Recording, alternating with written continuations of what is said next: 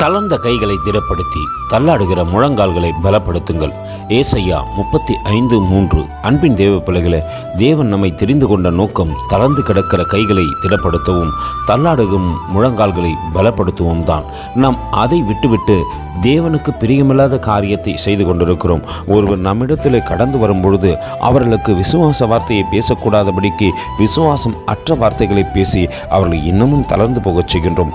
அப்படி இல்லாதபடிக்கு தேவன் சொல்லுகின்ற வண்ணமாய் நம் வார்த்தைகள் அவர்களுக்கு நேராய் கடந்து செல்லுமானால் நிச்சயமாய் அவர்கள் பயப்படாதபடிக்கு ராஜாவின் வருகைக்கு தங்களை ஒப்பு கொடுத்து ஆயத்தமாகி விடுவார்கள். அப்படி ஆயத்தப்படுத்தத்தக்கதாக நம்மை தேவன் முன்குறித்தியும் இருக்கிறார். அதனால் தான் நம்மிடத்தில் பேசுகிறார், தளர்ந்த கைகளை திடப்படுத்தி தள்ளாடும் முழங்கால்களை பலப்படுத்துங்கள் என்று.